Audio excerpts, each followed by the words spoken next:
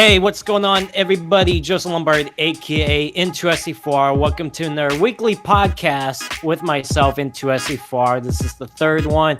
I got three guests with me. I want to start off with KamikazeGames, Black Flags Matter, and IDK Player. So, what's going on, guys? What's up, man?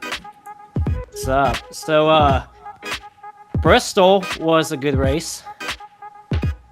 No. So maybe we could talk about that. How about Kurt Busch, guys? I want to start off. I want to have you guys talk about what you thought about the Bristol race. Kamikaze, we can start off with you. If you, so what did you think about the Bristol race? Well, I missed the first wreck where Kyle Busch got initial damage because I was trying to set up the live reactions. So throughout the entire night, I'm just sitting there thinking, what even happened? How is he this damaged? I just glance over while I was trying to set that up, and I see him wrecking. I'm thinking, okay, I really wish I was live so I could react to this, but what you gonna do? But throughout the entire night, I mean, I said on Twitter that felt like the most classic Bristol race that I've seen in years. That felt just like it was 2005 again. I'm watching it with my parents, watching guys beating and banging, multiple different leaders, pit strategy. It had everything. That was genuinely a great race. What about you, Darian? First off, happy birthday, man. 25 Thanks, years man. old. Yeah, so happy birthday, by the way. Oh, and also to your brother as well. I forgot. Yeah, don't remind me that we're a year older. Yeah. So, anyways, the way the race started out was, well, Kyle Busch was like pretty much wrecked himself. It looked like, I said, you can't beat the master, and he's the master of Bristol. But everyone was like, well, apparently, he beats himself, and they were right about that. But the worst part about that wasn't even him wrecking. But two of my most favorite drivers currently, Bubba Wallace and Jesse Little, were basically out of the race. Jesse Little was my underdog. I'm a huge Jesse Little fan, by the way. He was my underdog for that race on our NASCAR Weekly podcast. I said, under the right circumstances, he can get a top 30 easily at Bristol. And I think he qualified, like 26, 27, something like that. Or he was at least running that up there in practice. And then he slams into Kyle Busch. I'm like, wow, there's no luck. And Bubba, we don't even need to get into him. We already know the season's been. But yeah, as far as that race goes, that is the best Bristol race I've seen probably in a long time. I mean, it was just 10 out of 10. It had everything in that race, and I got to watch Kamikaze's reaction when Busch wrecked Truex. Which it was completely by accident. What was even funnier was Truex's I don't know, they're not married, I don't think. So I'm just gonna say his girl's tweets was they were pretty funny. I mean, it's just a racing deal though. I could tell it's just a racing accident. Living, honestly. Yeah, I mean, it was just a racing accident. But what's funny is Kurt Busch winning this week. I actually saw him last Monday at an event for Las Vegas. The one I was working for the Speedway last week, and then a few days later he ends up winning at Bristol, so that's good for him. And just seeing him win, it was like old times, because a lot of people talk about Kyle Busch's dominance, but some people tend to forget Kurt Busch was dominant, and at Bristol in the early 2000s. I think he had 5, 6 wins, and during that span, I think it was 5 or 4 maybe. Who? Kurt Busch. Kurt? I believe 5, if I remember. I don't know. I think 5. Yeah, something around that. Basically, from 2002 to 2006, he was basically unbeatable at Bristol in those days. So it was great to see him in the playoffs. Also, his hair, after he took off his helmet and stuff, it was Hell yeah, all over the place and stuff. And then he just drives off with his helmet and stuff gone on his roof. So yeah, I mean, I had to give that race a 10 out of 10. All right, IDK. Oh man, pretty much. It just showed that we need more short tracks. I mean, plain and simple. After a race like that, coming from Michigan, but what was it, 38% liking or something like that, to Bristol, just being in and banging short track racing, it just came back to it, and it was just a great show from this drop of the green flag to the end.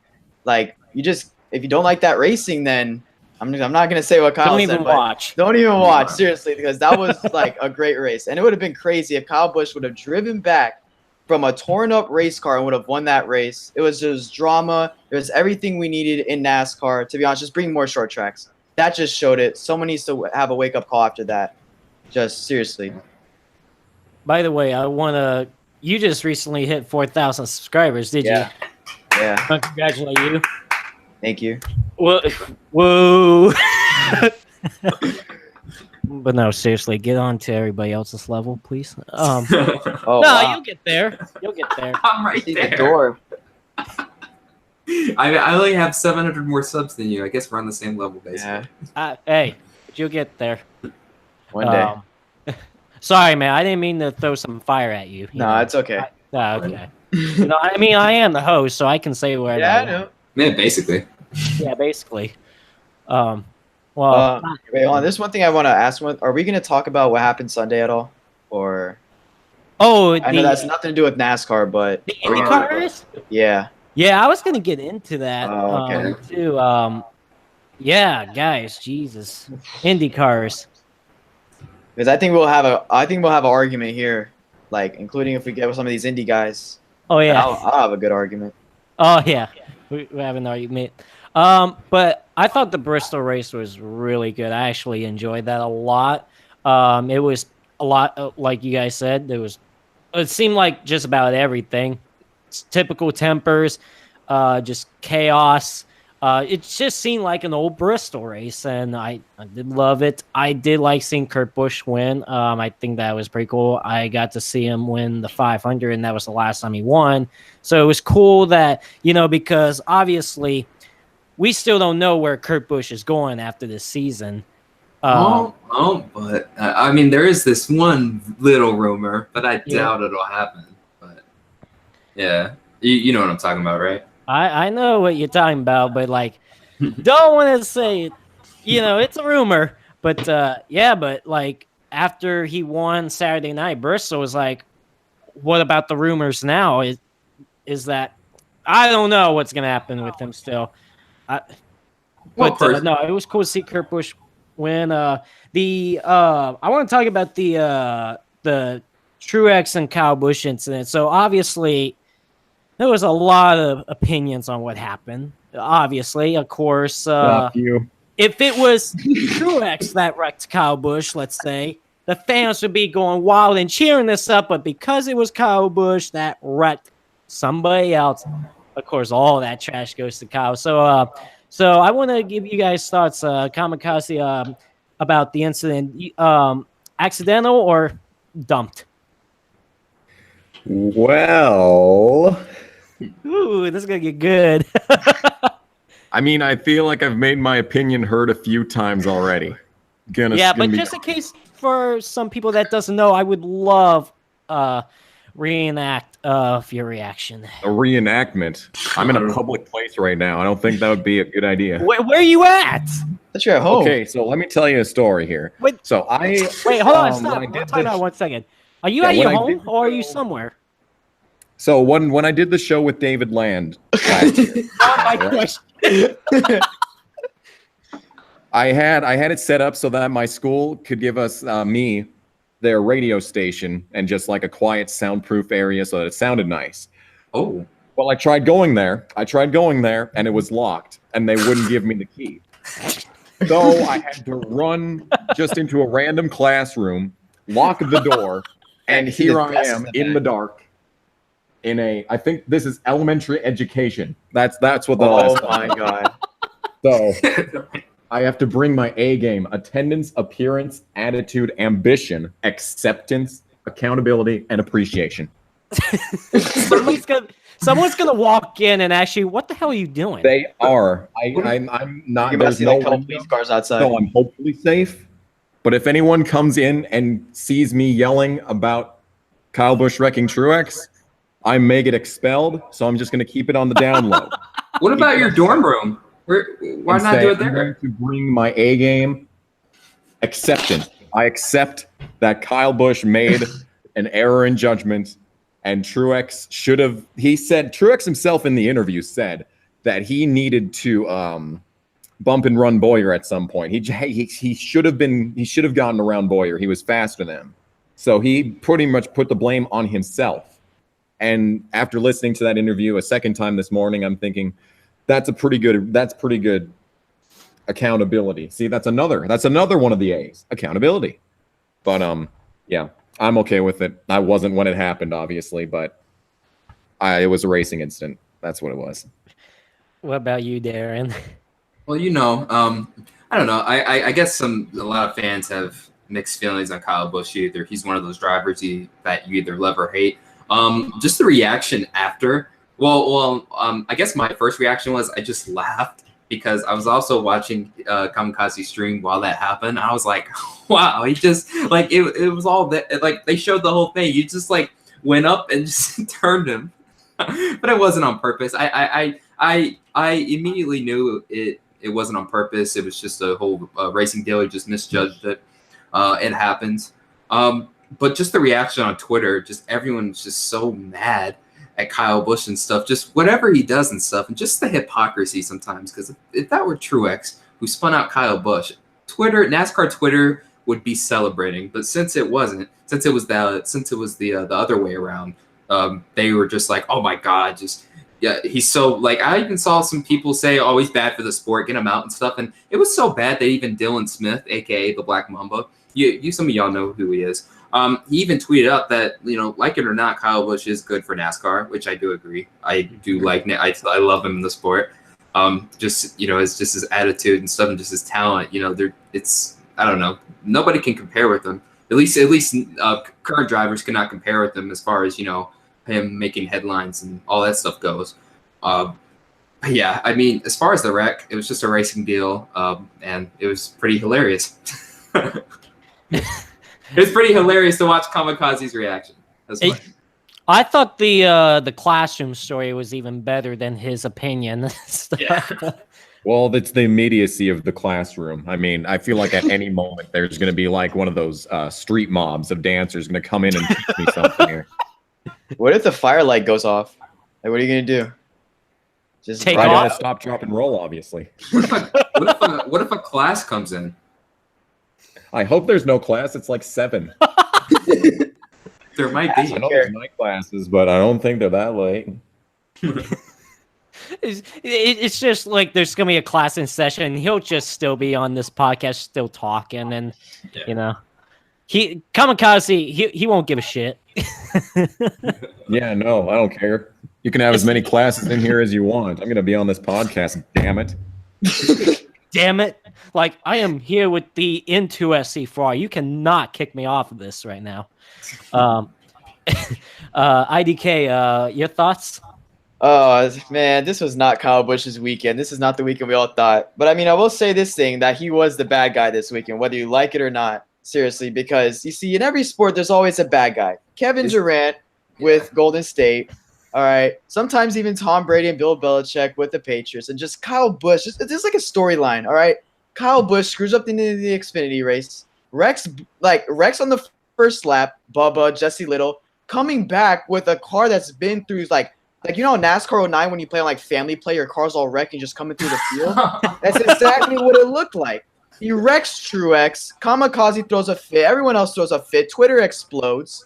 And then all of a sudden he screws up. And then the crowd just roars into happy ending for non-Kyle Busch fans. And his brother won. So, I mean, did I think it was his fault? I mean, he was racing aggressive. I don't think he did it on purpose, obviously. But he was definitely racing aggressive. He was racing like Kyle Busch. There you go. That's all I have to say. He was racing like Kyle Busch, 100%. Aggressive, and I don't think he really cared that much. No, I don't know. He was just racing. He was just racing really. hard. He was. I mean, yeah, he apologized and stuff, but I mean, he was Sorry. like. But I know one thing. If that did happen to him, I know damn well, and I'm sorry if you count that as a curse word, but he would have thrown punches. Like, seriously. He would have probably gotten beaten up again by Joey Logano's pit crew, but he still would have gone in there. 100%. Yeah, that was definitely not intentional on Kyle Busch. He, obviously racing aggressive. And let me tell you something. I'll be honest with you, if it wasn't for him to have that cut tire towards the end of the race, that was going to be an incredible comeback, whether he won or not. Because he was ranked third, fourth when that happened. Truex ranked third. But no, guarantee you, Kyle thought, you know what? I'm not going to beat him off the corner. I'm going to get in behind him, pull up behind him, but just misjudge. I mean, what, about 6 inches or just maybe less than that, and it just turned Truex. I mean, and yeah, I agree. If it was Truex that wrecked Kyle Busch, Twitter would be celebrating, going crazy. Kamikaze would probably have a better opinion about it. I would have been celebrating. I would have gotten the Busch light. I had a toast to that. And also, just really quick, I just wanted to point something out. He wasn't even the most aggressive driver in that race. Jimmy Johnson, who's one of the cleanest drivers, was literally bumping Austin Dillon out of the way and stuff. And then he pushed Chris Buescher up into Kyle Busch and stuff. I'm like, what is going on? That was so uncharacteristic. Soft teenager. Oh, keep going. Sorry about that. What? I was trying to get something like a pissed off teenager. Like, how you're on the turnpike, sometimes you just have that one 16-year-old driving at 100 miles per hour, blasting their music and just not caring about life. Yeah, that. Yeah. I don't know, just Jimmy Johnson, just seeing him just be that aggressive and stuff. I've never really seen that. Yeah. But like I said, Kyle Busch was being aggressive, I get, but like I said, it wasn't intentional. I mean, he just misjudged. But like I said, of course, since it was Kyle Busch that wrecked somebody, obviously Twitter's just going to throw some shit at him and stuff. And I knew immediately it was not intentional. I know Kyle Busch rubs fenders with somebody, puts the bumper on somebody, but that wasn't intentional at all. And he admitted, even after the incident and even after the race too, he was apologetic about it. I mean, I understand Truex's frustration. What are you doing? Oh, I was charging my phone. Keep going. Sorry. IDK, you're on one tonight, man. What? Go ahead. I'm charging my phone. I'm just kidding. Yeah, you're good. I mean, we got Kamikaze in the classroom. IDK, he's just looking down on the floor. Look, Darian, nice I'm waiting for what Darian's gonna do. I'm not gonna do nothing. Not yet. But speaking of Kyle Busch, what about the fan confrontation? My gosh! First off, how in the hell did the fan was even on that side, anyways? I mean, I didn't. I was looking at the video. I didn't even see any gates. So it was just open. Oh, so I just want to explain this. So I had a friend, Caleb. He was on last week. He was at the race, him and Danny B, and I think he was there. So apparently, I guess fans were going back to their haulers and stuff, to their motorhomes and stuff, and they were just signing a couple autographs out on the way. Right as Kyle Busch sat down, I think according to him, this fan comes up. He starts talking all that mess, and then he hits him in the chest, and then that's when Kyle Busch just gets up and starts. I mean, first off, that's assault. So I'm assuming he probably went to jail for the night for that. And then his PR girl got in the way, was trying to defuse it, and then the police came and diffused the whole situation and stuff. I don't know. That's it takes that's like a new level of stupidity. I understand that nobody likes their certain drivers and stuff, but I don't think anyone, or at least the majority of fans, would condone someone else trying to fight another driver. And this isn't the first time. This happened last year. This happened last year when a fan went after Denny Hamlin after he wrecked Chase Elliott. So I mean, it's recent. The thing, and I'll get to that too, because I was actually going to point that out. But yeah, I agree. What I saw, when I watched the video on Twitter and stuff, Kyle was just in his golf cart. He got hit in the chest. So obviously Kyle's going to just react to that. He got out of his golf cart, as he should, to defend himself. And he was just all over this guy's face. I mean, just chest. It was literally chest to chest. And Kyle was winning that chest to chest battle. He was pushing that fan back with his chest. But then, again, it got physical. The fan again pushed him out of the way. And that, of course, it seemed like he did 2 assaults, one in the chest, and obviously after the fact he got out. Some people might laugh in the chat, but I mean, he could press charges. That's technically assault. He can. You know what? And as he should. I mean, here's the thing. It is one thing if you do not like a certain driver, like let's say if I don't like Kyle Busch, I'm not gonna normally I really don't say anything to them. I just whatever. But if you just go after a driver and attack them, and just physically too. It's one thing to jaw at them, say, "Oh, F you," or you suck or this and that, but you just don't just assault a driver. You just don't do that. Obviously, I would assume he got taken away by police. He got sent to jail and stuff. And I wouldn't be surprised if that fan would not return to Bristol. Oh ever. no, he's not coming back. You were bringing up the point of fan that went to attack Danny Hamlin. The thing is, that fan never physically attacked him, because the next spring, earlier this year, that fan was back at the racetrack, standing by Chase Elliott's car like a guard, like a security guard. But I would say if you lay a hand on any driver, assault, like physical confrontation, you should not be allowed to be back at the racetrack at all. So it's just wrong. You can hate on somebody all you want, but that's just way out of hand. So Kamikaze, I want to know your thoughts about the incident, because I mean, we've already heard a thought or two already. Classroom and Kyle Busch. I want to hear another. I want to know about that confrontation incident. Well, I didn't hear about this until I think Monday, or today's Monday, so Sunday. And like what first came to mind was how was the Coke 600 last year? It was 1 year. They hosted a UFC event, and I was thinking maybe they should do that. Maybe they should get drivers to actually fight each other, organized. But what I really miss are the days where fans didn't attack the drivers, but rather ran up to them under red flag and asked for their autographs. Now, can we harken back to those days, maybe? Hell I'd yeah. like that.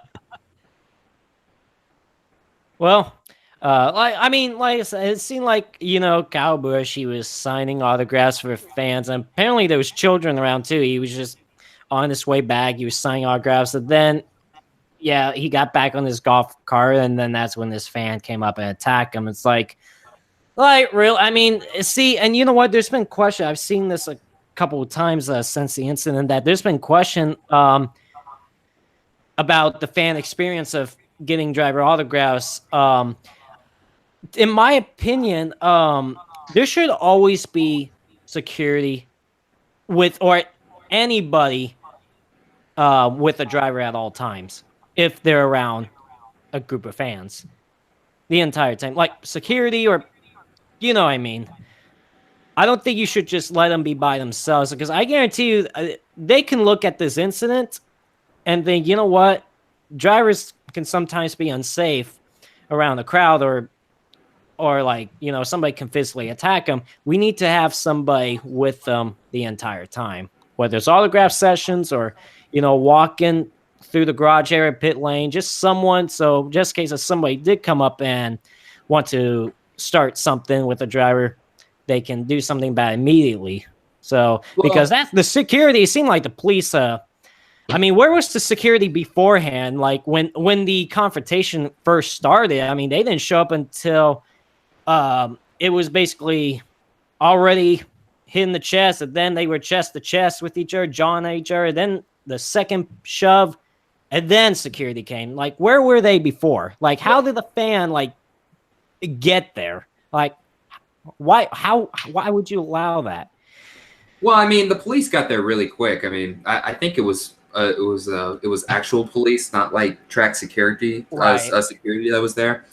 So they got there really quick. But as far as like beefing up security and stuff, like pretty much after Dale Earnhardt's death, when Sterling Marlin was getting death threats, NASCAR pretty much beefed it up then. So I would assume that it's fine and stuff. That, I mean, we've just had this one slip up and stuff. Like, obviously, you're not gonna like stop every single stuff. Now if this was a consistent thing where it was happening on a weekly basis, like each and every week or almost every, like during every race, not just to Kyle Busch but just to any driver, then that's a problem. But I mean, I don't really hear about it all that much until I don't. It's extremely rare.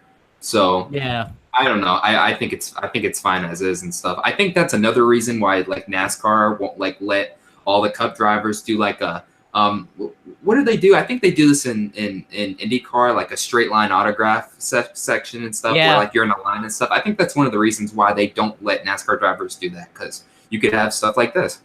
Yeah, no, I agree. But of course, like I said, that question came in mind, like, do we need somebody around drivers the entire time? I mean, Don't they already?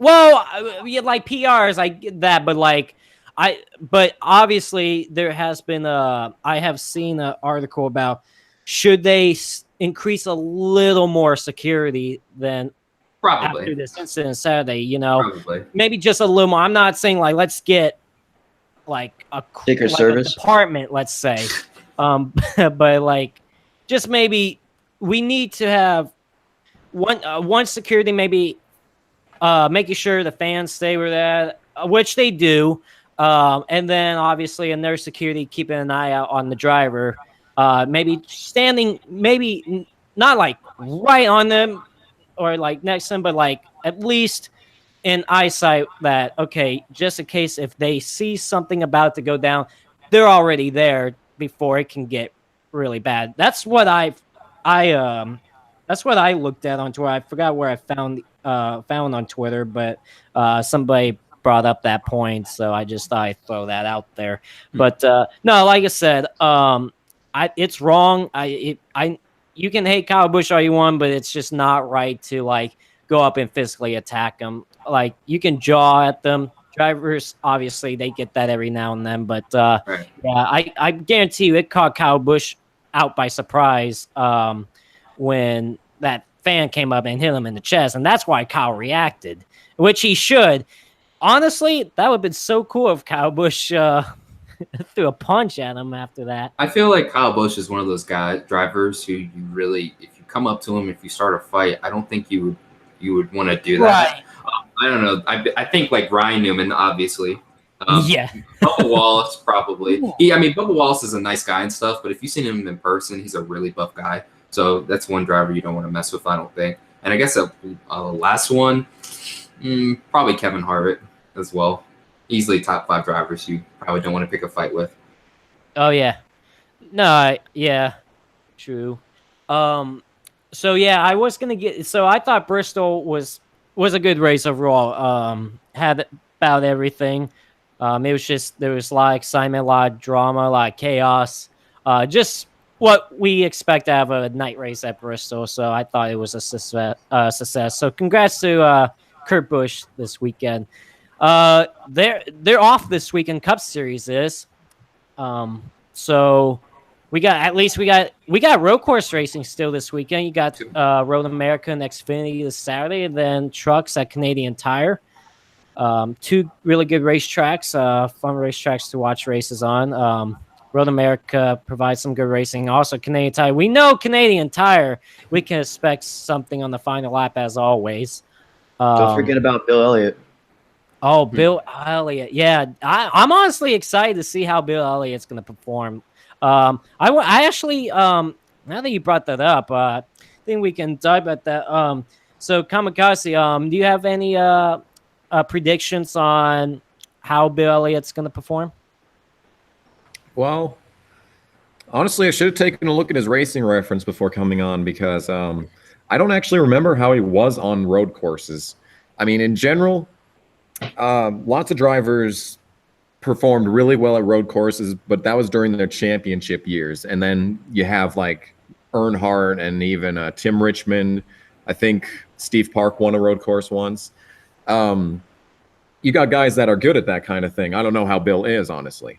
As far as how he's going to do, I mean, he's like 64, so I'm not expecting much. It is a good car that he's in, but if he gets like a top 20, I'd be satisfied with that. I mean, a good foray back into the world of stock. You know what? It's getting dark in here. I don't want to become like a hoodlum or something. I was about to say, turn on a light. There you go. Oh, This isn't even his classroom. He's just in a I classroom. know. I'm just waiting to see someone in the window just look through. Just waiting. There's Yeah. only one window, and it's over there, and it's really skinny, and I can't see Wait, out no, of what it. about the one So behind you? What about the ones behind you? Yeah. the one that's I'm on the 3rd floor. Oh, Dude, coming up in a Spider-Man helicopter. comes out of nowhere. I want a jetpack. Someone gets a ladder and climbs up. I don't want to be the guy that has to climb a ladder up a 3-story building, to be honest. All right. this is hilarious. Yeah, this is great entertainment. Let me see. Well, I'm looking at Bill Elliott's like career stats now. Obviously, for a reason it's not popping up anything from his road course stats, but in the Xfinity Series, he's only got 1 win in his career. Only 1. That was back in 1993, and he only ran part-time as well. He ran 11 out of the 28 races that season. I think that was at Daytona too, if I'm not mistaken. Was it? Okay. Well, still won 1 race. Yeah, he won 1 race in 1993. He's got 44 career wins in the Cup Series. First win was on a road course. 38 years. I'm trying to figure out Could I say my opinion? Yeah. Yeah, I mean, Bill Elliott, like if you told me if you told me he was going to do a one-off race in the Xfinity Series, it would seem hard to believe, but not impossible. So when I heard about this, I was surprised, but I was like, oh, okay, well, you'll just do one-off race. But then when I heard it was on a road course at Road America, I had to fact check that really quick, and I was like, oh, this is actually real. Because I mean, if you expect him to come back, you would think maybe Atlanta, because that's his home state. And then it's in his home state of Georgia, and then Bristol, or maybe at Darlington for a throwback race. That would have been perfect if he would have came back for the throwback race in the Xfinity Series. That would have been awesome. It's still awesome for him to come back anyways, but still, that would have fit. That would have fit more. As far as his road course career, historically, he's been a pretty good one. He got his first career win at Riverside. I was about to say Road America. But yeah, he got his first career win at 28 years old at Riverside. It took him 3 years, I think, to win, actually, the same as his son. Right. And, I mean, his last road course start was in the Cup Series in 2007 at Infineon, I believe, in the Car of Tomorrow. That race was so long ago. I don't know. I really don't see. I really don't expect him to do much, to be honest with you. I mean, like Kamikaze said, a top 20 finish would be great and stuff. But I mean, like thinking he's gonna win, that's insane. And then I don't even think he's gonna get a top 10. I don't know. I just don't see it. So you think top 20? Yeah, like top 20, top 25 maybe. I don't know. I just don't think he's gonna go out there. His final road course race in the Cup Series was June of 2007 at Sonoma. He finished 19th. He only has 1 road course win. That was his first career. That was his very first career win, Riverside, back in 1983. So, yeah. I mean, it seems like he's been successful at road courses in past as well. Just only was able to only get 1 win. Like he's definitely been successful at Riverside, gotten a few top 5s. Watkins Glen, he's got a few top 5s. Sonoma, he's got 2 or 3 top 5s in there. So he's been in the Cup Series, right?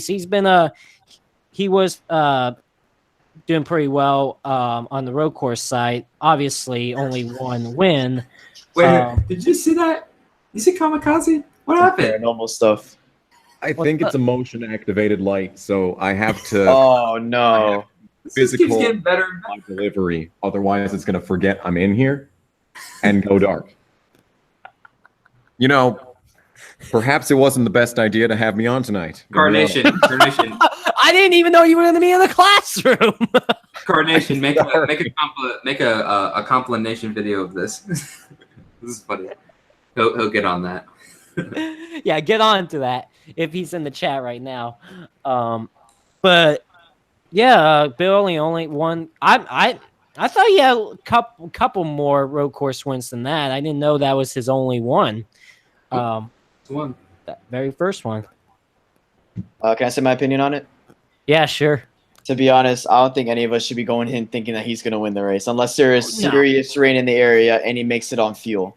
Like, I'm serious. He's a Chris Buescher. But to be honest, if I was them, I wouldn't take him to a road course. I would have seriously taken him to Bristol or Darlington. Yes. Yeah. Like it's like more like suiting like throwback race. Hey, That would have Elliott. been perfect for Darlington. That would have been Right. perfect. He would have had his throwback car, and then he would just be running. Like, it was just better. And to be honest, I expect him to probably get like a top 30. Like, seriously. He hasn't raced since 2007, 11 years ago. Well, actually, 2012 at Daytona. Oh, Yeah, that was his last road course Okay. start. It was in okay, road course start.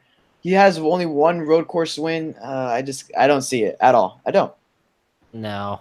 I agree. Maybe I could say as best top 20 as well. Maybe top 25. I don't think I mean it's cool to see him back, but I have to agree Bristol and Darlington would have made more sense. I don't know why Road America, but whatever. And also, I just want to point out, I mean, he's the first Hall of Famer to come back, you know, and like current Hall of Famer to just come back and do just one-off race. Like, I guess some could say, well, Jeff Gordon did it like in 2016, but again, he wasn't in the Hall of Fame at the time. Now he is. But I mean, I think Bill Elliott was inducted into the Hall of Fame like 2 or 3 years ago, something like that. But I mean, that's pretty cool. That's pretty cool to see a current Hall of Famer just coming back to do a one-off race. Look what CH put. Is that true? What? What at Homestead, Lowe's is throwing it back to the 2018 Daytona. Oh, what the hell, bro? Okay, never mind. Sorry, Dude. I just had a brain fart. Sorry. All right, go. I'm running on 4 hours of sleep. Sorry. What time is it over there? 9:36. Oh, like go to bed. Nah, I'm okay. I got coffee. I'll be fine. So guys, obviously this past week, a couple drivers are leaving full time. Elliott Sadler and Casey Kane. Elliott Sadler. Well, I mean, he's been around the sport for a while, but that one caught me off guard. Casey Kane wasn't so much. I wasn't surprised with Casey Kane's announcement. For Kamikaze, you have what's your takes on the Elliott Sadler and Casey Kane leaving the sport? Could you stop?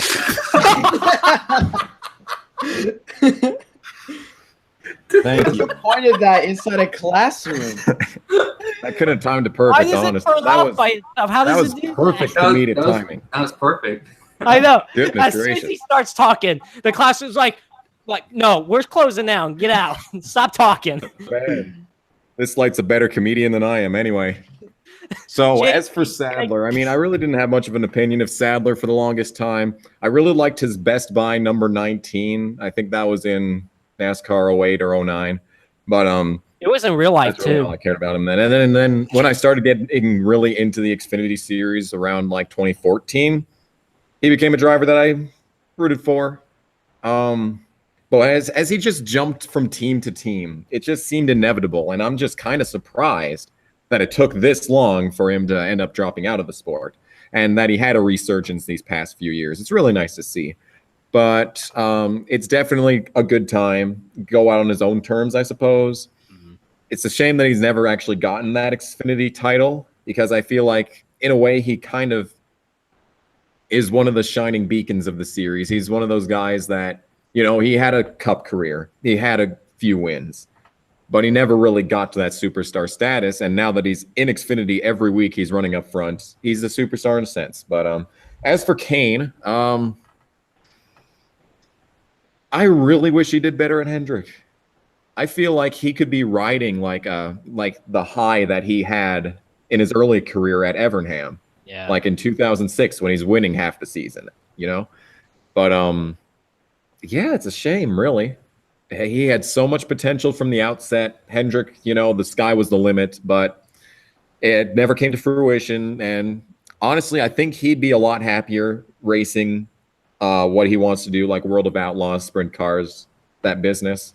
So it's the best for him. So I hope he has a good time doing that. Yeah, that's about it. Darren?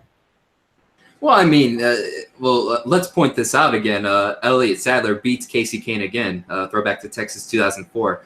First off, he beats him in the retirement race again. So, and then second of all, and then I saw that on Twitter. I thought that was funny. And then second off, I guess to start off with Elliott Sadler. Elliott Sadler, I remember the first year I watched NASCAR 2004. He gets 2 wins. He makes the first ever chase for the cup. Finishes 9th in the standings and stuff. I'm like, wow, this guy, he's poised to. He's paid his dues with the Wood brothers. He even got a win over there. It's about time he finally gets his and stuff. And then 2005, he starts off great. He's third in the points heading into the Pepsi 400, and then he misses the chase and then just never recovers. I'll probably have that in a bad seasons video in the future, but and then like 2006, he just gets a release from his ride and stuff for David Gilliland of all drivers. Now looking back on that move, just David Gilliland, really? But anyways, Elliott Sadler's Cup career did have some success, but after 2010, after that whole Pocono race, I figured he's done. I figured he's probably contemplating his future and stuff. And then 2011, he jumps all the way down to at the time, the Nationwide Series to win a championship. And the first 2 seasons, he almost gets it done. But then, and then now we're in the 2018 season, and he still doesn't have a championship. So, he put himself in this situation. This may seem a little harsh, but if he does not get a championship, I personally will consider it a failure, because you went down to specifically get that to get that Xfinity Series title, which he almost has, and he's with JR Junior Motorsports now. He was with Kevin Harvick's team before it shut down, Joe Gibbs, Roush Racing, like all these notable teams, and he still hasn't gotten that title. So I wish him all the best. I hope he gets the title. I don't think he will. But if he doesn't, I'd consider it a failure and stuff. But his career as a whole, I mean, a lot of drivers would wish for a career like his. As far as Casey Kane, this one surprised me a little bit, because on the podcast the night before, I said I think what we're seeing with Levi and Barrett Family Racing is it's going to be a reincarnation of Furniture Row. It's going to Casey Kane's going to be the next Martin Truex Jr. He's going to have this resurgence. He's going to have this epic comeback. He might. I didn't think he was going to win the title, but we might see something similar where he goes out and wins a ton of races. I mean, as far as his career goes, I like him. I think it's successful, but overall, I'm disappointed in it. And here's why. You come in as basically he's relatively unknown. He takes over the 9 ride for Bill Elliott. He wins Rookie of the Year. He got like 5 second-place finishes, which is really impressive. Then 2005, you have that sophomore slump, but he got the first win. So you could sort of discredit that sophomore slump, because he did get a win. But 2006 just has this epic year, 6 wins, finishes 8th in the standings. I'm like, man, this guy's on the rise. But then 2000, it all kind of goes downhill from there a little bit. I mean, that's where I think his peak was in his career. Maybe if he was signed by, like, let's say a Hendrick Motorsports, his career at the time in 04, his career would have skyrocketed. I think he would have been in a much different situation. As far as that, he currently has 18 career wins, but he might have had more. And then when he goes off to Hendrick, he gets 4th in his first season with the team. I'm like, yes, it's finally happening. It's going to finally happen. He might finally get that title.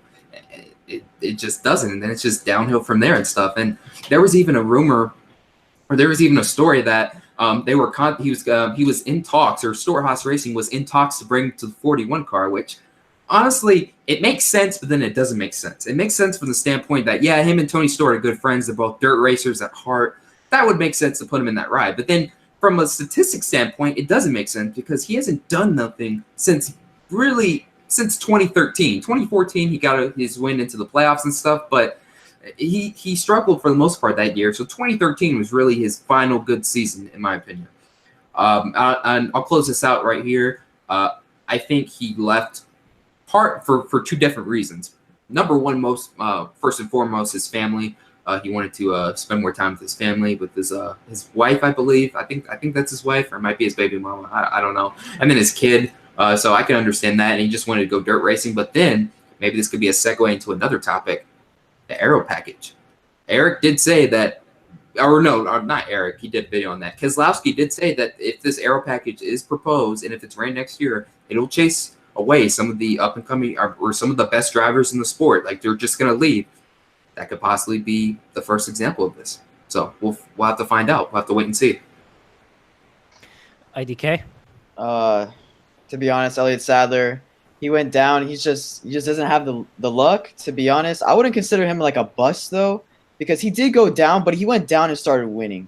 It's not like he went down and was running like a 20th place car every other weekend and like, it's not like he just didn't go down. No, he's not a bust. But I mean, if you're gonna come back and get that goal, that specific goal of getting a championship, then I would consider it a failure and stuff. But his career, the second part of his career isn't a bust, though. I mean, he won a ton of races. To be honest, if I was him and if he doesn't win a championship this year, I'm just gonna say I don't think he has anything to be ashamed about. You obviously, everyone goes for the title. Everyone wants to be number one. Same thing in you too. Everyone wants to be number one, right? But to be honest, at the end of the day, he did win races. He was like grateful. I mean, he did get rides. Okay.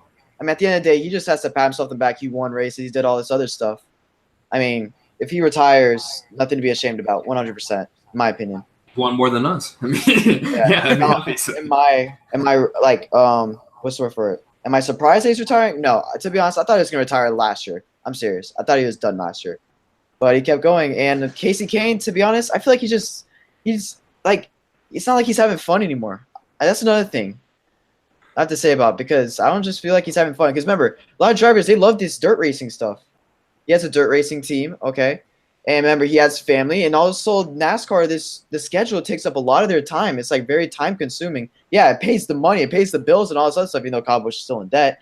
But it pays all this other stuff, but it's really time consuming. And he loves dirt racing. He has a dirt racing team. And to be honest, I don't think he's just having fun anymore. And if he feels like he's not gonna be successful enough, if he feels like he's not gonna be able to get it done, and that's probably another reason why he might not be going on. So, what for the next? Looking into the next 5 years, guys, or even less than that, who do you think is going to be and I'm talking about Cup Series too. Who do you think is going to be the next one to go? Kamikaze, who do you think is going to go next? The next in the Cup Series. I'd say that probably McMurray. For the same reason as Kane, basically. He's gone. He's not performing up to standards of his team. Larson is blowing him out of the water this year. Yet last year was a lot more. It was more even though Larson had the 4 wins. But he had that power last year. This year, he's struggling to make the top 20 in points. It's like, how much of that has to do with him? How much of that has to do with the cars? I don't know. But I could see him taking the same route as Casey Kane, maybe going sprint racing or just retiring to a, rich and happy midlife. Darian? Well, I mean, if we're going to go by 5 years and stuff, I think maybe I'm just going to include 3. I was doing like a little cushion, like between so you're just saying the first one within that like it can even be before, let's say 2023. I'm not going any further than that. Okay. All right. Yeah. All right. I understand now. Yeah, but Jamie McMurray, he's not retiring because he wants to. It's basically because he's being forced to. I mean, just the performance. I mean, what a down year it's been. I mean, the only highlight was that practice flip, and that wasn't even in an actual race. I mean, that practice flip is basically the only high point of the season. It's been nothing downhill.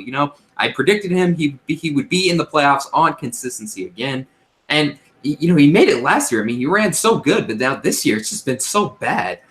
And I don't see him in the Cup Series next year.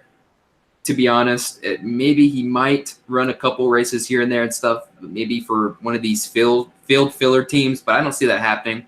I think he's the first to go because he's going to be forced out, not because he wants to. It's because he basically NASCAR teams are telling him, yeah, we're not going to sign you. You might as well just go. And then the second driver that I could probably see going, Ryan Newman. I think he'll be gone after next year, after the 2019 season. And Ty Dillon, will probably take over that ride. Does he deserve it? No, but knowing Richard Childress, he'll probably give Ty Dillon that ride. So yeah, I could see that. And then the third driver that I could see going next. Ooh, that's a hard one. I want to say Jimmy Johnson, but then again, his contract does go through until 2020 or 2022, something like that, I believe. So he's locked in long term. That's hard. I don't like. What do you guys think? Like, out of all the drivers, like, who's the third one? Who would be the third option? Jimmy Johnson. If they don't get their stuff together, it's gonna be Jimmy. Yeah, it might be. It might be. IDK, who do you think might go next? Oh man, to be honest, I'm just gonna say right off the bat, I think it's gonna be Ryan Newman. I personally think Jamie's gonna get one of these teams that are gonna sign him on, because I mean, look at his resume. He got a Brickyard. He has a 500. He has all these other stuff. I mean, yeah, Newman has also both of those, but I just feel like Newman's time's up. Like, he's getting up there in age. I think he's just gonna be replaced by Ty Dillon. Jay McMurray, I don't know why I had this thought. I feel like Jamie might go to some of these teams. Roush, do you guys think he might actually? Oh no! He was there. He failed miserably. No way. If Roush does that, they deserve to be shut down. If they do that, they deserve it. Well, you never know. It's Roush. Okay, I'm just saying. Yeah. So right. But you seriously never know. I just had this thought. I was like, could it be Roush? No, but you never know. He's gonna find it. I feel like Jamie will find a ride. Newman, I don't think Newman's gonna find a ride. He went to Stuart Haas, and then he went over to Richard Childress. I think Newman's out the door sooner or later. Yeah, I'm But I wasn't gonna say anything because I wanted the conversation to keep going. This doesn't get old. It's not. It's very obvious when we see a face and all of a sudden darkness. Even if I see a small like a little post-it note picture in the. My God! Pretend like it didn't happen. You gotta. I don't think you need to do this from a classroom ever again, but. Yeah, I was like close between McMurray and Newman being the next ones to go. I think I'm leaning a little more towards McMurray, but Newman, I can agree with IDK on that one too. I feel Newman can be the next. I feel it's gonna be one of those two next. I could see Jimmy going on for another 3 to 4 more years. I mean, obviously it depends on his contract, or 5 more years. But I feel it's going to be either McMurray or Newman next. One of those two, for sure. Just really quick, isn't that funny how, like, Jimmy Johnson, he wins basically the majority of his career heading into this season. He has one off season, which is kind of sort of not really an off season when you really look at it, because he's in the playoffs and he'll probably point his way in. But then he has this one off season, and then everyone's like, nope, done. He's done. His career's over. He needs to retire and stuff. And but like when Junior has an off year, it's like, oh, he'll get him next year. You know what I mean?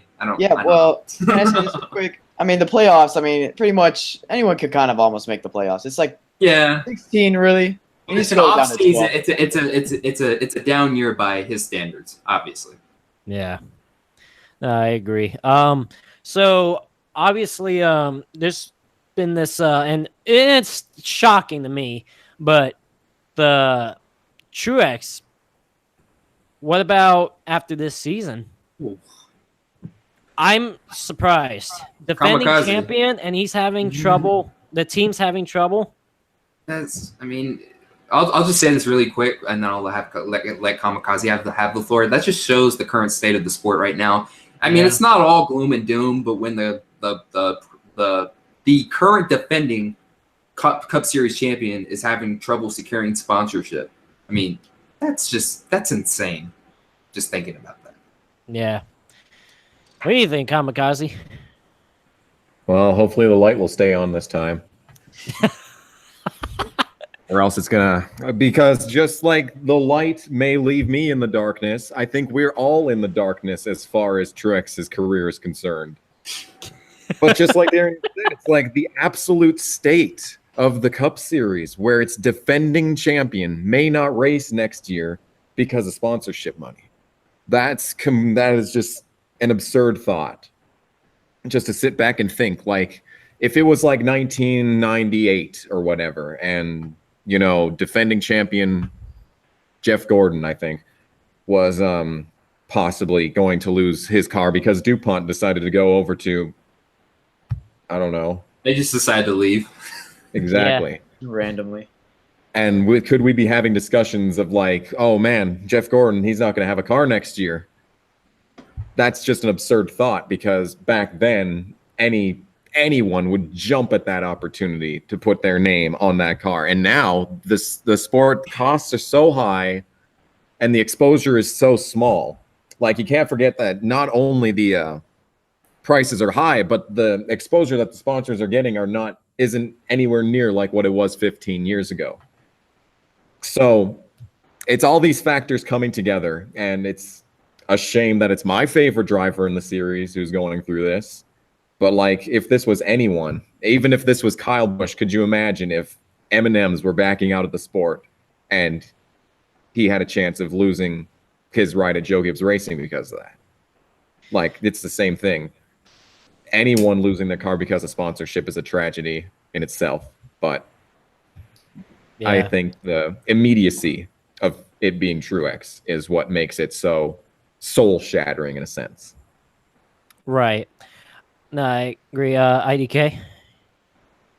Oh man, I mean, it's sad. I mean, there's nothing you pretty much say. I think Truex is gonna get a ride. You just don't win a championship and then lose your ride 2 years later, or like the next season after. Like, it just doesn't happen. I know one of these teams are gonna have to pick him up if he does lose the ride. Seriously, whether it's like a high name team or low name team member, there will be spots open at the end of the year. Even things that you guys might think that's crazy, like it's the defending series champion. So someone is gonna try to get their hands on it. Mm. If he does leave. But to be honest, I think he's gonna stay. I seriously think he's gonna stay. I feel they'll find somebody. Yeah,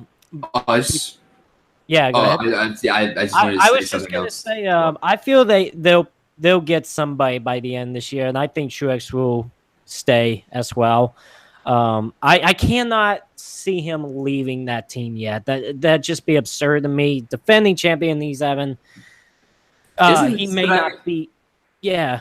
But I mean, isn't this such a Martin Truex Jr. type thing to happen? I mean, he wins a championship, and then 2 years later, he's out of the job. Just like out of all the bad luck and stuff, it seems fitting. And I know it's kind of messed up to say that, but like, it seems kind of fitting. Just, looking at the big picture on how his career has gone and stuff. Finishing second so many times, and then Michael Waltrip racing. It seems like all the bad stuff usually happens to Truex, which isn't fair, but it just seems that way. But I want to point this out that it's not all gloom and doom here. These are rumors. They just need to secure some sponsorship for 14 races, I believe. They're currently in talks with 3 sponsors, according to them. So there is a pot. I don't think it's going to go through and stuff. But I don't think that the team's just going to go off the map and stuff like that. But I feel like that they will get sponsorship. And also, here's another sign of hope. If these Kyle Busch rumors are true, he could be going to Joe Gibbs, which would be an even better situation, taking over the 18 ride. I don't know if it's like actually true and stuff, but I mean, if it goes through, he could be racing for Joe Gibbs. I mean, I don't really see them hiring anyone else to drive that car. Yeah. Speaking of Kyle Busch, there's been some rumors about Kyle Busch Motorsports going in the Cup. That's what chat's saying. I'm just going by what chat's saying. Mm-hmm. That is true. Now, if that does happen, I would seriously think if MTJ does lose his ride, I'm serious. He's gonna Kamikaze. He's gone. I just feel like maybe I got nothing. I've been rendered speechless by this light. Yeah. Absolutely ridiculous. I'm sorry. Who was talking that? Yeah, I was talking. I seriously think if he does lose his ride, he's gonna. And if this Kyle Busch thing does happen, the 18 will open up. And probably, to be honest, Christopher Bell will seriously probably go over there if it does open up. Okay. And then Skittles, M&Ms. Do you think they'll follow Kyle Busch? Yeah, right? Wait. The rumor is, I think that with the backing of M&M's Mars brand, that's where their funding is going to come. Okay. All right. Yeah. I seriously would see MTJ going over there if that does happen. Because, I mean, we have seen this before. Tony Stewart left Joe Gibbs to go start his team with Gene Haas. This is actually a possibility. So, I mean, don't think it's not. It is possible for this to happen. Is there an echo? Yeah. That's from you. People in chat are like, it's fake news and stuff. And I'm like, well, we can talk about it anyways because It's just hell, rumors. you never know. It's they just could rumors. surprise us. Like we could be like, this ain't gonna happen. All of a sudden, let's say tomorrow, it's like, oh yeah, KBM's going to come. I'm like, oh wow, all right. Then I look stupid for not believing that. It can happen. I mean, we've seen rumors that we thought, oh, this is not gonna happen, and then it does. So, I mean, maybe not for next year, but who knows if KBM's going to Cup maybe sometime next few years. Well, I mean, I don't know because remember, Kyle Busch is still in debt. Right. Yeah. Oh well, I would say if Kyle Busch wanted to move his team to Cup, it could be right when he just wants to be an owner and not just a driver. I would say full time, whether just part time or just retired. I can't see that happening until. And you also have to remember back to 2012. He tried to move them up in the Xfinity series Nationwide series at the time, and the result was 0 wins for Kyle Busch in the Xfinity series, which is pretty crazy to say. Yeah, he had 0 wins with his own team. So Was that when he was driving the 54? Yes.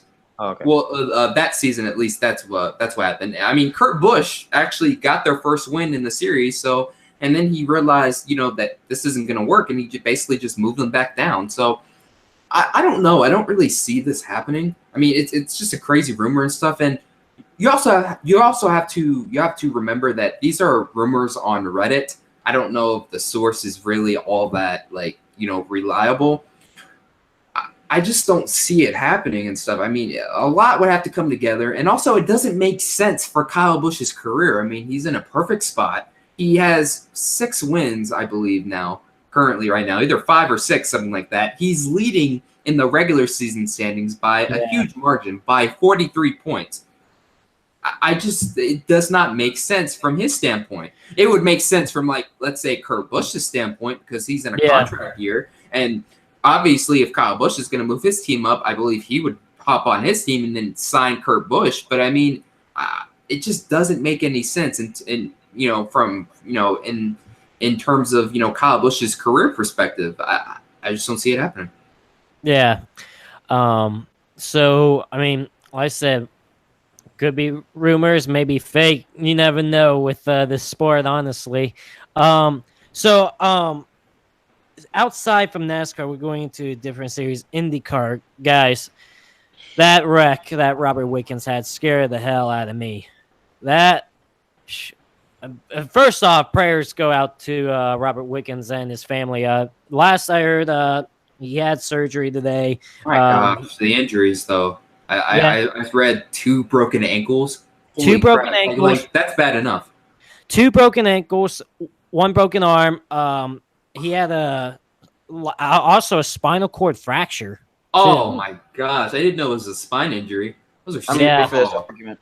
I'm ready to talk because I almost cried on stream the other night. So, dude, it's just crazy. I mean, I was moving into my new apartment all day yesterday. Thank goodness I didn't see this live. Then everyone's freaking out on Twitter like, "Oh, this is Dan Weldon all over again." And I'm like, "What are you guys talking about?" And then I see the wreck, and I'm like, "Oh my gosh, I mean, that's just so bad." You have to question. Just really quick, you have to question why IndyCar still races there, even long after Justin Wilson's death. By the way, I don't know why they still race there. To be honest, with you. I think it's like I'm just gonna go all the way back to the Dan Weldon incident. It's like, why do they still race at these fast speedway tracks when these cars can easily fly in the air and go right into the catch fence? The thing about the Justin Wilson thing a few years ago, that was by debris. It's like that was a freak accident. That was a freak accident. It wasn't catch fence thing. But I agree. And they still don't add the halo to the cars. F1's the first to add the halo to the cars, but not IndyCar. That makes sense. Oh yeah. But Yeah, that wreck. I mean, I watched that wreck live. I was watching the IndyCar race before I decided to live stream yesterday, and I was watching it live. I actually was a half an hour late on starting my live stream because I was like hoping, just waiting for some good news. And then after I heard that he was awake and alert, he's going to be okay. Obviously injured, but he's going to be okay. Then that's when I started my stream. But I watched that live, and it just scared the hell out of me because it just immediately made me thought Dan Weldon's crash. Thankfully, you look at the replays, that cockpit never went into the catch fence. It was just front and back of the race car. So that was good because that could have been a lot worse. Those Indy cars are so light. You can barely hit somebody, and that's all it takes. And you can clip the back of somebody, and their car would just like fly in the air. But yeah, that car, oh my, it got torn apart. That's it. It scared me. And I'm just like, and then I saw the helicopter too. And I'm like, oh crap. Like, cause it's never a good sign to see. And I would assume the only reason why he was taken by helicopter was because of the spinal cord injury. If he only just had broken ankles and a broken arm, I think ambulance would have been fine. But the fact that he was taken by helicopter, that scared me for sure, because it's like, oh man, this is Dan Weldon all over again. Just having those thoughts, like each thought, like seeing when the wreck first happened yesterday, and then just, we're still waiting on news. How is he? Is he okay? And then seeing the helicopter, it just brought me thoughts back of Dan Weldon.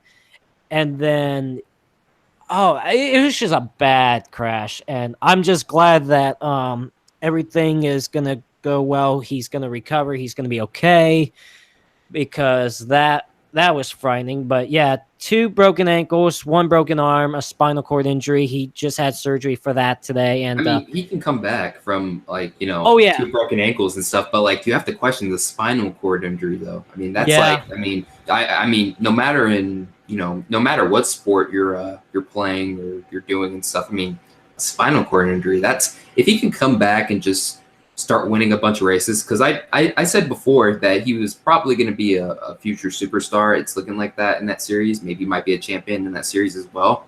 The way his career is going and the team he's with. But I mean, once I heard he had a spinal cord injury and stuff, now you got to question damn, is he going to be back to form? Yeah, that's true. Like, I don't obviously he's done for the year for sure. And Connor Daly, I think I heard that he's going to be taking over the racing in that car for the rest of the season. That's a good opportunity for him.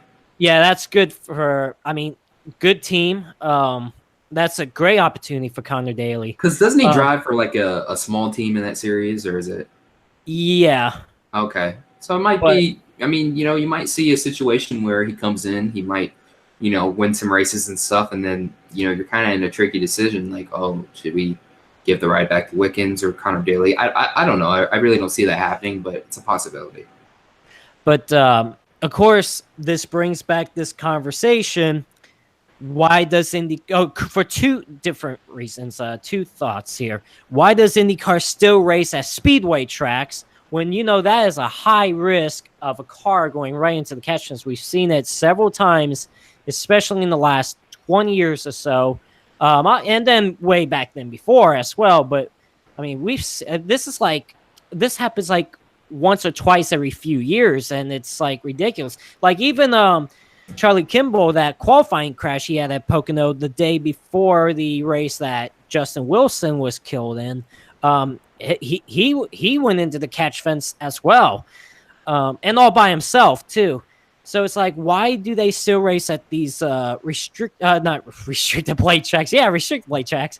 No, but tracks like speedway tracks like Pocono. Obviously they stopped at Vegas, but they haven't raced at all club. But they got Texas in there. I forget, there was another speedway track I can't think of that they race at, but and of course, what about something that protects the cockpit? Where something. Yeah. I mean, we've already seen in F1, it's helped. I think IDK Player said there was some Formula 2 driver who was saved by the halo. There was a tire, and it would have plowed him in the face, and it would have killed him. Yeah. And, it saved him already and stuff. It's just kind of mind-blowing to me that you had a death specifically that a halo would have saved, but F1's the first one.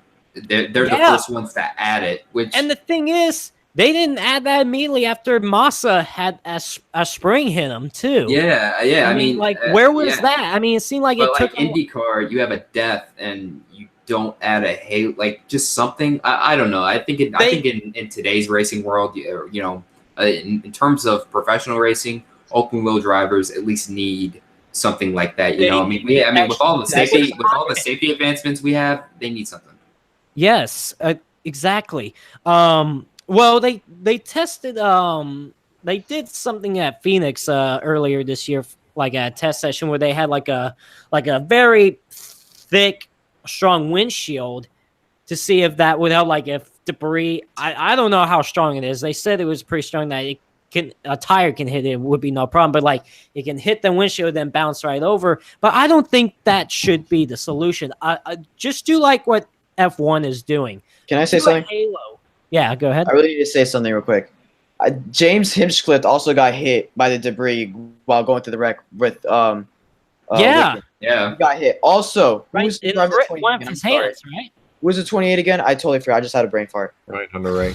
Ryan Hunter-Reay. Yeah. Ryan Hunter-Reay. The top of the camera that's on the top. Yeah. Hit. What if that was just a little bit lower? What if that was in his face? That was a foot lower, at least a foot lower. That car would have been right here on Hunter-Reay. Yeah, but it knocked the camera pod off of Ryan Hunter-Reay's car. If it was just a little bit lower, there would have been even more worse. And also, I know people don't like the Halo. I'm gonna say this right now. I know people don't like the Halo. I know people think it's ugly, but it saves lives. Seriously, it already saved a life in Formula 2. All right. Why can't they just slap a halo on here? I know it'll be harder because the speeds are going to be higher, including if they go to the tracks like Pocono in Texas.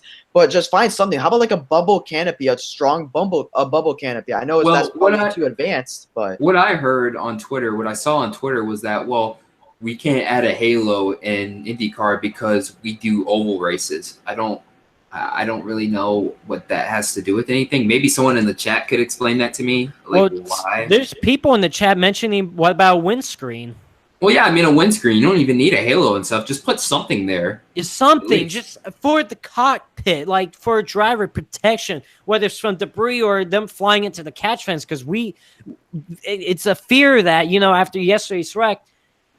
Like once again, Robert Wickens got lucky. He got lucky. The cockpit never hit the catch fence. What about Scott Dixon last year in the Indy 500? He got lucky. That car didn't. I would say the car itself, it hit the top of the wall.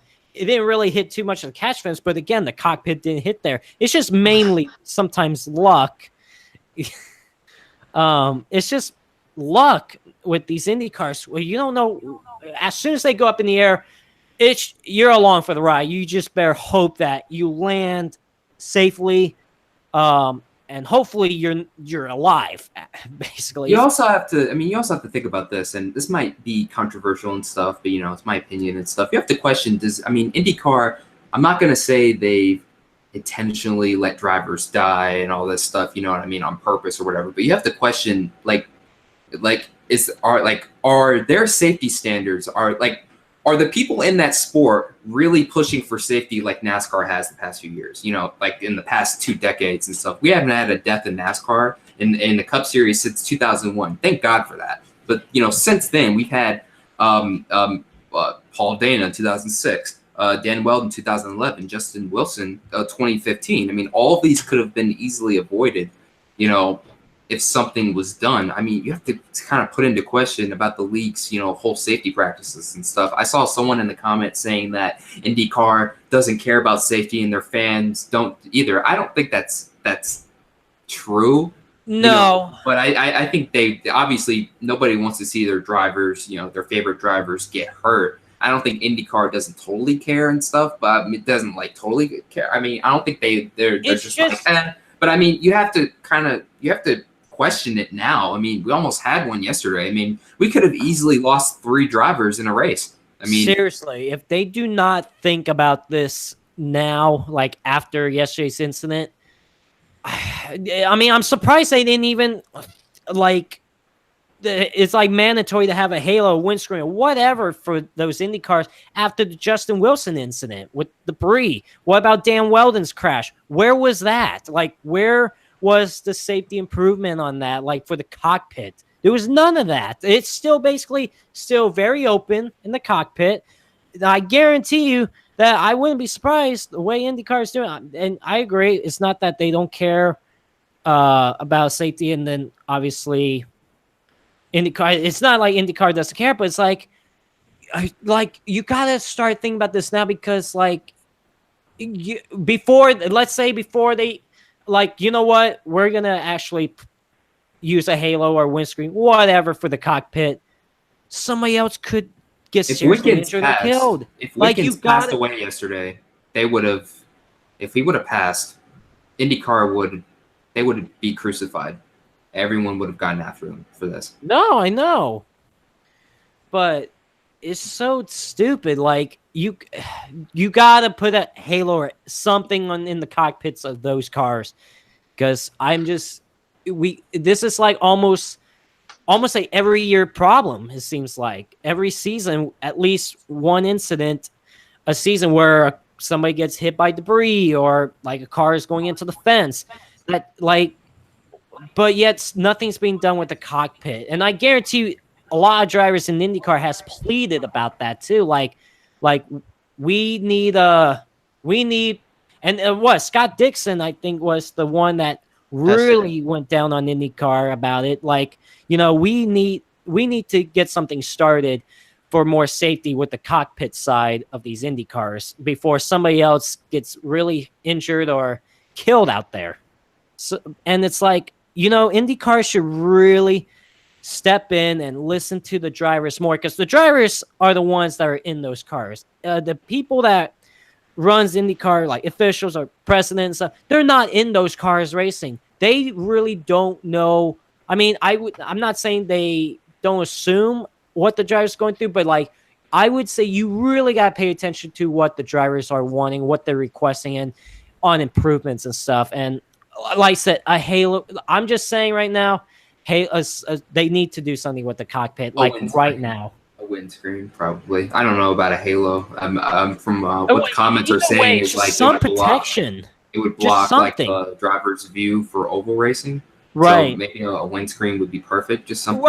Well, maybe for oval racing, maybe a windscreen would make more sense. But still, just bring out some protection for that cockpit. Anything. And I know it's not going to be 100% safe, and I read some comments like, "Oh, well, they know the risks and stuff." But I mean, if there's something that could be done, at least do it. Like, you know, it has to be done. You know what I mean? Like safer barriers. We needed safer barriers. We needed the Hans device and stuff. Like, if something's available, then you should obviously put it in those race cars. Like, obviously, with all these safety advances, there could still be someone who passes away in racing and stuff. You know, for whatever reason, and you know. But at least do something. That's all I'm gonna say. Just at least do something.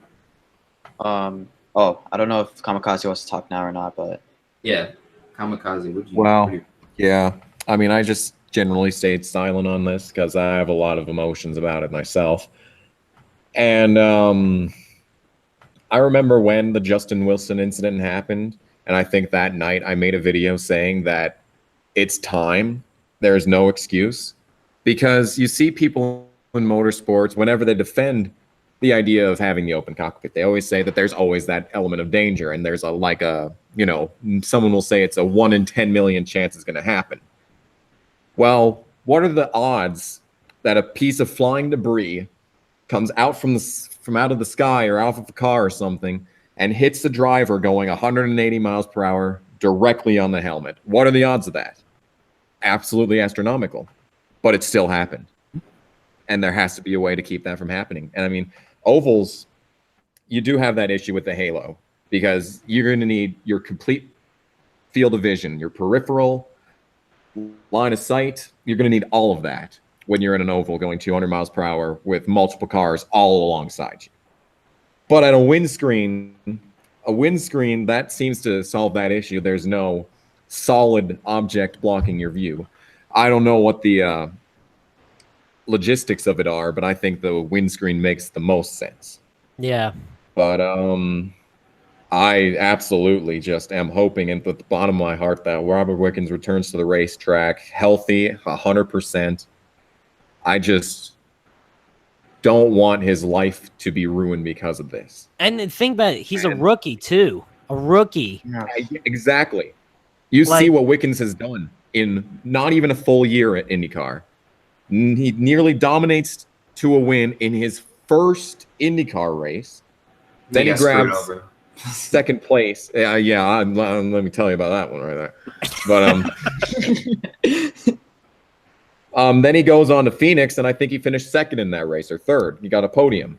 Like, he made a transition from a completely different style of open wheel racing to American open wheel racing, and then immediately after that, he makes a completely different transition into oval racing, and he adapts that quickly.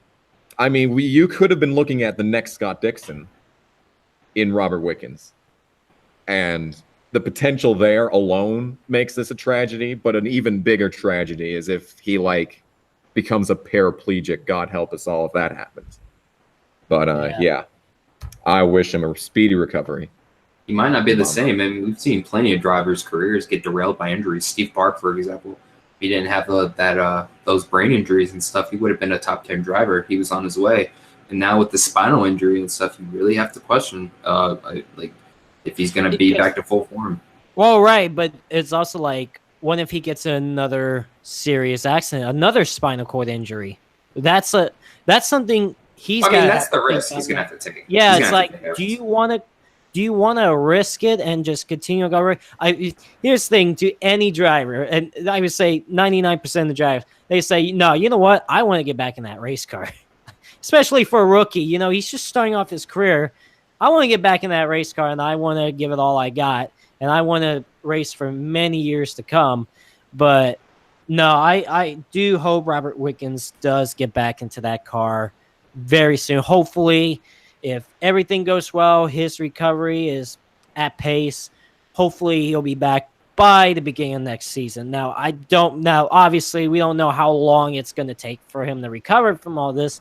But I hope at least the beginning of next season he'll be good to go, back racing, because I do not want to see his career just being done, especially when he's only had a short period of time in his career.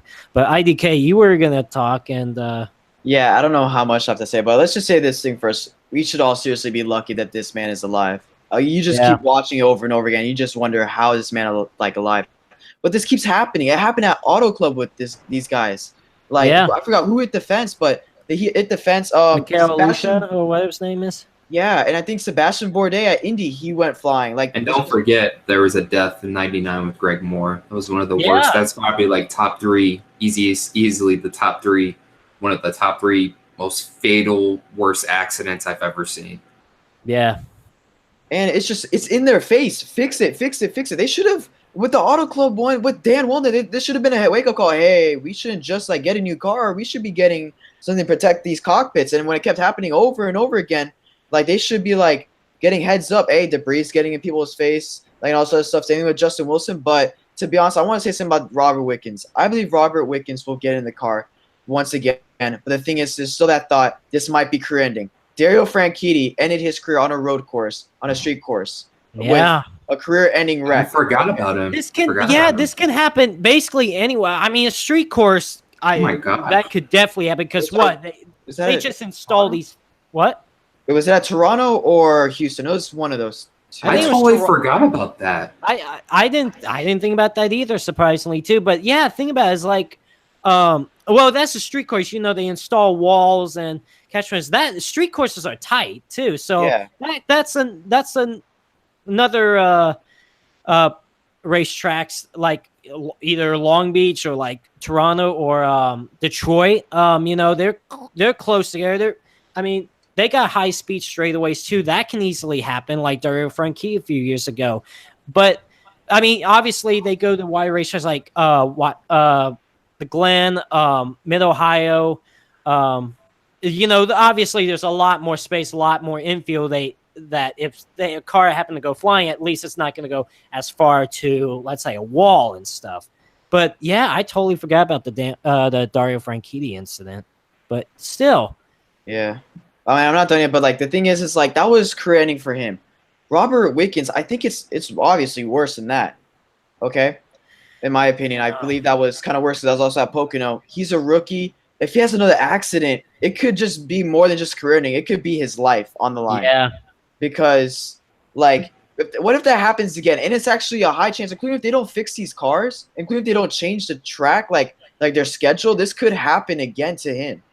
And it's like, I know it was a rookie mistake, okay? We could all say that. People could say that. But this could happen again. It happened already to Franchitti. Wickens, if he gets back in that car every single weekend, including if they go to these big tracks, I would probably be worried, personally. Mhm. I was just because to get another big wreck like that, who knows what could happen. But I just want to say something real quick. I know I'm going to get probably some hate for this. We cannot go to Pocono anymore. We can't go to these big tracks. In my opinion, I mean, yeah. I have a reason why, though. There's these other tracks. Iowa, Phoenix, obviously they lost their Phoenix trade. But Gateway, New Hampshire, I just don't believe that they should be taking these Indy cars on these huge tracks. Like Auto Club, I know Auto Club, like, I mean, you love Auto Club. Trust me, I would love Indy to come to Homestead. I mean, I'm right there to, like, watch Indy, but it's just the safety. It's just, like, to be honest, you have to just sometimes step away from what do you like versus what the driver's safety is. I say only short ovals. Like if it's like short track ovals, that'll be fine with me. But yeah, these high speed racetrack. I mean, obviously, they're gonna Indianapolis is Yeah, that's not mine. that's the only I would say high speedway track they should only go to is Indianapolis. That's their that's like their Super Bowl. Yeah. Obviously, Yeah. that's not gonna be taken off the schedule. But I'd say these short tracks like Richmond or like New Hampshire or Iowa. That I think that's about as far I should. I do go. have a little argument. I mean, I guess this is maybe sort of defending IndyCar fans who say, they want to go to Pocono. At first, I was all like, oh, we shouldn't go to Pocono and stuff. But then, like, it got me thinking in NASCAR, I think we've had 26 deaths at Daytona, like none since 2001 and stuff. And it makes you think, well, I mean, in NASCAR's case, we've had all these deaths at Daytona. Should we just stop racing there? Obviously not. So I can understand where IndyCar fans are coming from when they say, like, well, we're not just going to leave Pocono. Pocono, I believe it was built specifically for IndyCar, for open wheel cars, if I'm not mistaken. Maybe someone can correct me in the chat. But I mean, I can understand where IndyCar fans are coming from and stuff, just because we've had major accidents and stuff like that. I mean, we don't just go ahead and just up and leave racetracks. Like when J.D. McDuffie had his fatal crash at Watkins Glen, we didn't just leave there. I mean, when Dale Earnhardt died at Daytona, we didn't just leave there. You know what I mean? Like, yeah. Sorry. But that's just my argument. So I guess I don't think we should just totally abandon a racetrack. I said this at first, but I mean, I'm going to take it back. I mean, I don't think we should just totally abandon Pocono and stuff off the IndyCar series just because, this one bad accident happened. Yeah, but that's the only thing. That is something like just because one happened doesn't mean it's going to happen again. When Daytona, what happened with Earnhardt? What did NASCAR do? Safer cars, safer barriers. Right, that's what I'm saying. Stuff. Like, we should add more stuff. Well, Austin Dillon hit the catch fence. I was at that track. It happened right in front of me. The man walks out like nothing happened. I'm pretty sure that happened to IndyCar. Obviously, we were going to know what happened. The thing is, I wouldn't go to these tracks until they add safer equipment. I'm serious. If they don't add, seriously, not just even a windscreen, because there's still that potential it's going to hit the head. Right. Like, they need more. They seriously need more to protect the driver. And to be honest, in my opinion, we cannot be going to these tracks until they change, like, safety for the driver. NASCAR, after Earnhardt, Hahn's device implemented. Safer barriers on the tracks. They changed the cars. They changed the safety. Yeah, some people say, oh, it's too safe now sometimes. I heard some comments actually about that. But the thing is, look at what happened to Bubba at Pocono. To us, that was kind of scary, right? But he just gets out. I mean, he got the wind knocked out of him, but I mean, he still got out. Most people say now Pocono is the most dangerous track on NASCAR, on NASCAR's schedule. If Pocono to us is probably the most dangerous track, what does it compare to Indy? Well, it's like probably way up there. Yeah. And we have to think about that. I don't think it's the most dangerous though. I mean, we have a lot. I mean, you can make the same argument for like Michigan. They go like 219 in the quarter sometimes, Texas or Daytona, Talladega and stuff. We have a lot, but at the same time, we have a lot of safety advancements. Like, you know, I guess compared to IndyCar and stuff, IndyCar is like, I don't want to say they're non-existent because like if they were, then there would be a death every week, but every time they race. But I mean, it's just not as effective. Another thing is, me personally, I believe Pocono is probably the most dangerous on the track on the schedule for certain reasons because of these tire failures. Because you're going into that first turn, it's not flat, it's curved, and like the thing is, it's like when you have a tire failure or like not tire failure, sorry, a brake failure. Like you saw Bubba, he had to put that thing in the grass. Jimmy Johnson, he had a failure. There's nothing you could do as a driver. I mean, probably try to throw it in the wall, throw it in the grass to try to slow it down. That's why I personally believe it's probably the most dangerous track on the NASCAR schedule. That's why I believe just IndyCar, I'm serious, until they fix like driver safety, don't go to these huge tracks, please. Like, I mean, that's just my opinion though. I know like probably Kamikaze, you guys probably all have different opinions, but that's just what I'm saying.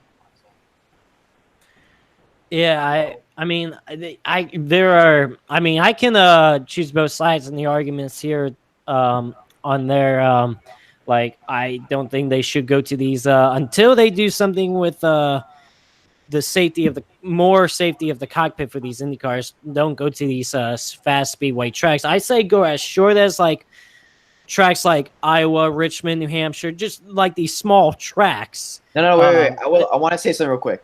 But do not go to tracks that are small, but as high speed small. For instance, I wouldn't go to a Bristol. I wouldn't go to a Dover.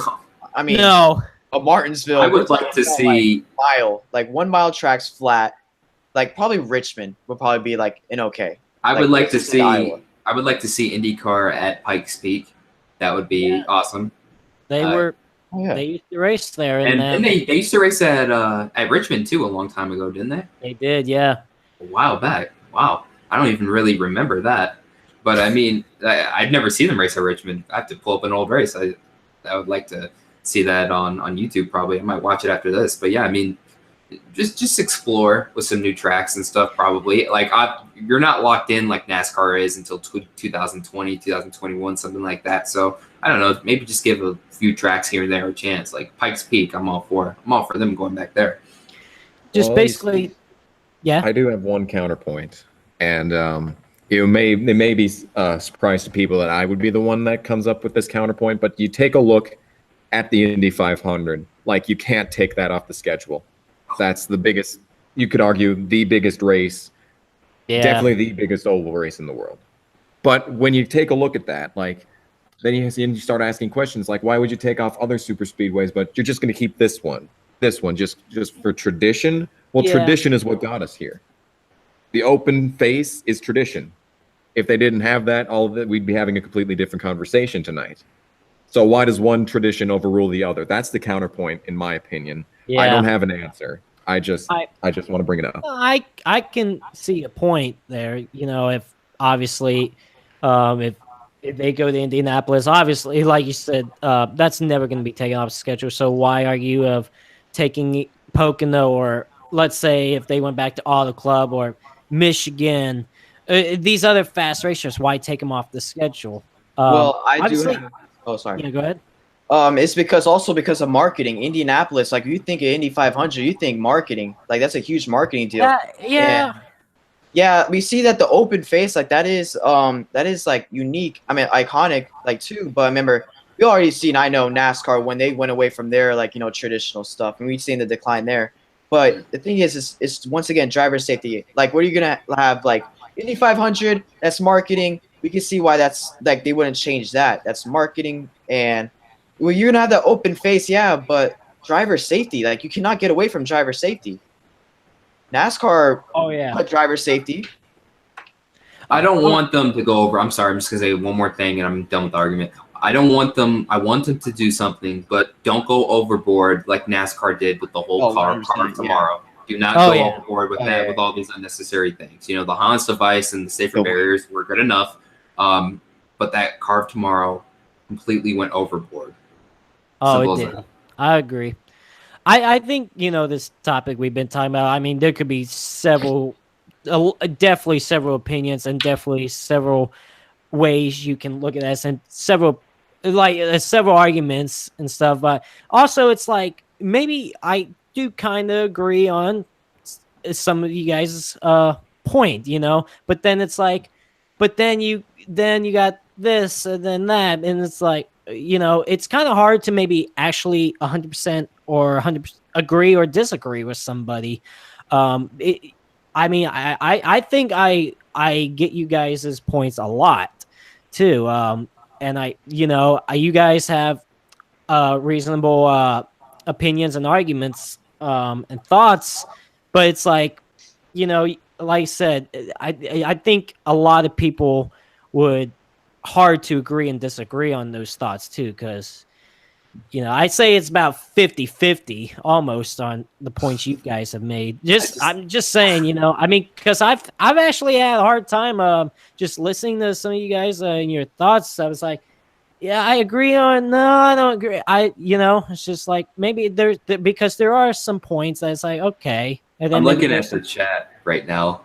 IndyCar, they're just suggesting like IndyCar races wherever. IndyCar at Joe's house, IndyCar on Yoshi's Island, IndyCar on the Shrek Swamp. Yeah, just everywhere. I just have to point that out. Experiment new tracks. Why not, right? Hey, I do have to say one thing, and that's this is my last thing I have to talk about IndyCar real quick because it is getting late for me. I think they should move Sonoma from last race for certain reasons, and that's marketing. I feel like they did pretty good with Las Vegas as the last race marketing wise, but we obviously see what happened with Dan Well. You don't think so? Because I mean, you think Las Vegas. Well, I know. I'm saying. That's what I'm thinking. I'm saying just racing there was horrible. It was a bad idea. I even said that at the time. I was like, what are they doing? So, yeah. But I could see another reason why they probably do Sonoma, because some of these tracks, they were kind of meant for IndyCar, and they have totally gone away from it. Homestead was made for an IndyCar, made for an IndyCar track, and you saw what they did. They put banking on it. They totally changed it up. So, yeah. Well, as a matter of fact, IndyCar for Sonoma, this will be their last year, because next year they're going to Laguna Seca. Mm-hmm. Yeah, so I'm excited for that one. Someone said IndyCar at the Charlotte Roval. They're never going to race at Charlotte ever again, because in 1999, 3 people died because of a tire. So 3 fans died. They're never going back there. Never, definitely. I would say, then never come back there. But yes, IndyCar Sonoma will be their last year until they go to Laguna Seca next year. I'm actually excited about that. I might even go to that race myself just to check it out. I mean, like I said, there's a lot of arguments with this and a lot of opinions with this IndyCar topic, but like hard to agree or disagree with somebody, because there are actually some good points that all of you guys have made.